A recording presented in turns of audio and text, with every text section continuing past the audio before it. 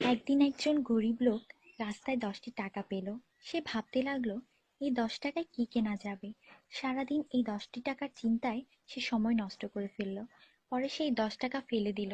সে বলল, হে আল্লাহ, এই 10 টাকার জন্য আমি আজ সকাল থেকে আপনাকে একবারও স্মরণ করিনি। সেই সব লোক আপনাকে কিভাবে স্মরণ করে যাদের লাখ টাকা আছে? আল্লাহ সুদ হারাম করে দিয়েছেন, আমরা ব্যাংক বানিয়েছি। আল্লাহ জীবনকে সীমিত করেছেন, আমরা ঘড়ি বানিয়েছি। আল্লাহ পর্দার হুকুম দিয়েছেন, আমরা টিভি, ডিভিডি, ডিশ দিয়ে বেহায়ামি সর্বসাধারণের জন্য করে দিয়েছি। আল্লাহ বলেন, কোরআনে তোমাদের সফলতা, আমরা অক্সফোর্ডের বইকে সফলতা বানিয়ে নিয়েছি। আল্লাহ মিথ্যা বলা নিষেধ করেছেন, আর আমরা এপ্রিল ফুল পালন করা শুরু করে দিয়েছি। আল্লাহ বৃদ্ধ বয়সে মা বাবার সেবা করতে বলেছেন, আমরা বৃদ্ধাশ্রম বানিয়ে ফেলেছি। আজ মুসলমান এই জন্য দুশ্চিন্তায় যে যাকে খুশি করার তাকেই তো রাগিয়ে ফেলেছি। দয়া করে সবাইকে ফরওয়ার্ড করুন, কারণ নেকির দাওয়াত দেওয়ায় নেকিকারীর সমান সওয়াব পাওয়া যায়।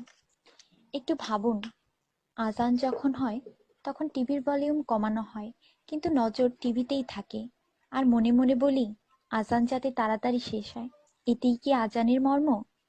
আপনি নিজে আপনার মনকে প্রশ্ন করুন।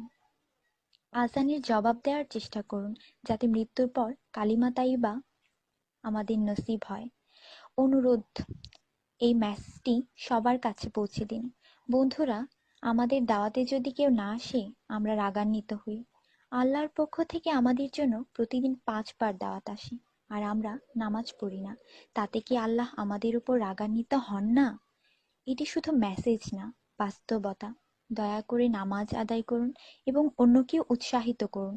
যিনি এই মেসেজ পড়েন তাদের উপর আল্লাহ আরও রহমত দিন, এবং যিনি এই মেসেজ ফরওয়ার্ড করেন তার ভালো ইচ্ছা আল্লাহ পূরণ করুন এবং হিদায়াত করুন। নামাজের চিন্তা করুন, ব্যালেন্সের না। আজান শুনে উঠুন রিংটোনের মতো। কোরআন মনোযোগ দিয়ে পড়ুন, এসএমএস পড়বার মতো। জীবন সবসময় থাকবে না নেটওয়ার্কের মতো। নামাজ ত্যাগ করা মানে আল্লাহকে রাগান্বিত করা।